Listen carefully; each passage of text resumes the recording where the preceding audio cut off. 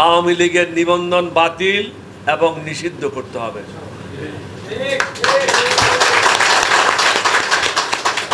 স্বৈরাচারী সরকারের সাথে সংশ্লিষ্ট সকল অভিযুক্ত এবং পলাতক ব্যক্তিদের উপযুক্ত তথ্যের ভিত্তিতে গ্রেপ্তার করতে হবে।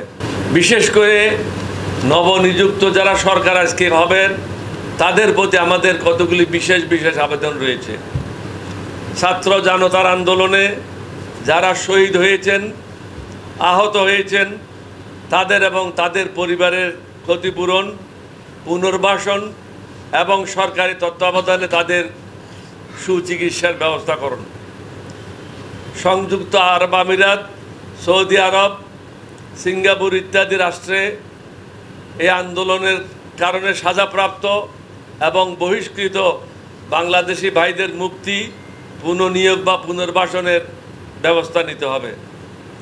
2009 সাল থেকে যারা উপযুক্ত প্রমাণাদি ছাড়াই রাজনৈতিক প্রতিহিংসার শিকার হয়েছেন তাদের বিরুদ্ধে সকল মিথ্যা মামলা তুলে নিতে হবে এবং যারা গ্রেপ্তার ও বন্দী হয়েছেন তাদের অবিলম্বে মুক্তির ব্যবস্থা করতে হবে।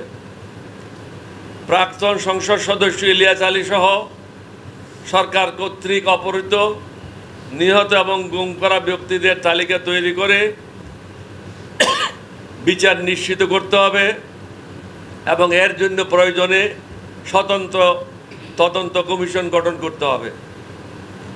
1996 সালের পর থেকে মুক্তিযুদ্ধ তালিকায় যে অবৈধ ও অযৌক্তিক নাম সংযোজন করা হয়েছে তা বাতিল করতে হবে এবং ওই সকল মুক্তিযোদ্ধাদের পুষ্যদের সরকারি চাকরিতে নিয়োগ যারা পেয়েছে তাদের সেই নিয়োগ বাতিল করতে হবে। তাহলে যারা আন্দোলন করেছে তাদের মধ্যে যারা উপযুক্ত এই ছেলেদের চাকরি পাওয়ার পথটা প্রশস্ত হবে।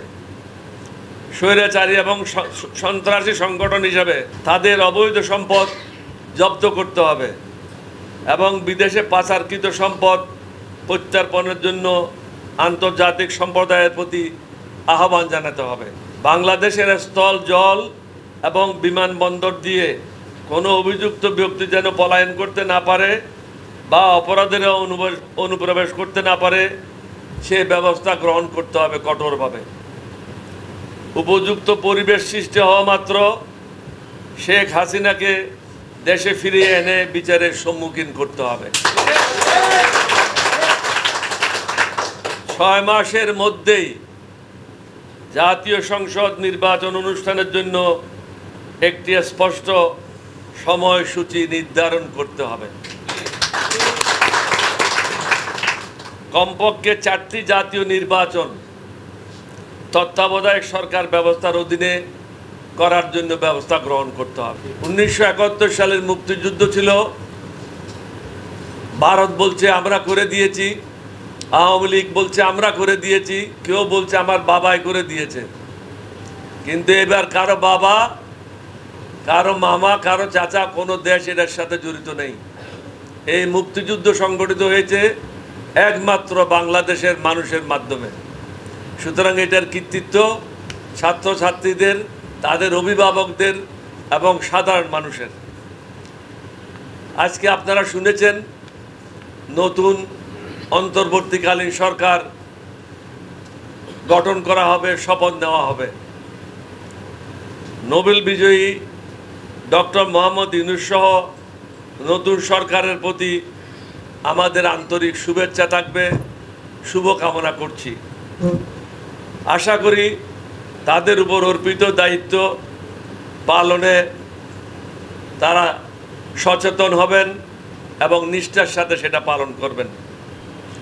সর্বসাধারণের উদ্দেশ্যে বলতে চাই, স্বৈর শাসনের পতনের পর জাতি, ধর্ম, বর্ণ, রাজনৈতিক পরিচয় নির্বিশেষে সকলের ঐক্যবদ্ধ হওয়ার সময় এসেছে।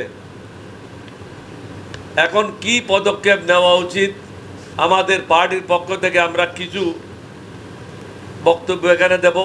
এগুলি সম্পূর্ণ না, যদি বলতে হয় সেটা হয়তো 2 ঘন্টা 3 ঘন্টা লাগবে, সবগুলি বলা সম্ভব না। কিছু কিছু যেগুলি জরুরি সেটাই আমরা বলবো। সকল সরকারি কর্মকর্তা কর্মচারীকে অবিলম্বে নিজ নিজ দায়িত্বে ফেরার জন্য অনুরোধ করছি। প্রয়োজনে অবসরপ্রাপ্ত পুলিশ সদস্যদের সাময়িকভাবে নিয়োগ দেওয়া যেতে পারে। ডিজিএফআই এবং অন্যান্য আটক কেন্দ্রকে আত্মসমর্পণকারীদের জন্য নিরাপদ আশ্রয়স্থল হিসাবে ব্যবহার করা যেতে পারে। অর্থাৎ আওয়ামী লীগের মন্ত্রিসভার যে সমস্ত লুটেরারা আছে, এমপিদের মধ্যে যারা লুটেরারা আছে, তাদেরকে এই আশ্রয় কেন্দ্রগুলিতে নিয়ে যেতে পারে। সকল অবৈধ অস্ত্র সাময়িকভাবে নিকটস্থ আইন প্রয়োগকারী প্রতিষ্ঠানে জমা দিতে হবে। আওয়ামী লীগের কাছে অনেক অবৈধ অস্ত্র রয়েছে, প্রত্যেক উপজেলায়, প্রত্যেক জেলায় এবং ঢাকা মহানগরে তারা সেটা প্রদর্শন করেছে। বিগত 15 বছরে পুলিশের কাছে রেকর্ড আছে কাদের কাঁধে অস্ত্র আছে। এই অস্ত্রগুলি জমা দিতে হবে। 1909 সাল থেকে ইস্যুকৃত সকল আগ্নেয়াস্ত্র লাইসেন্স স্থগিত করতে হবে, যা তদন্ত সাপেক্ষে পুনর্বহাল করা যেতে পারে। অর্থনীতিকে পুনর্জীবিত করতে সর্বসাধারণের প্রতি অনুরোধ, বন্দর, কাস্টমস এবং সকল সরকারি সেবা দ্রুততম সময়ে পুনরায় স্বাভাবিককরণ, নিরাপত্তা নিশ্চিত সাপেক্ষে গার্মেন্টস সহ সকল ব্যবসায়িক প্রতিষ্ঠানগুলিকে স্বাভাবিক কার্যক্রম করার আহ্বান জানাই। প্রবাসী ভাইদের বৈধ পন্থায় রেমিটেন্স পাঠানোর উদাত্ত আহ্বান জানাই।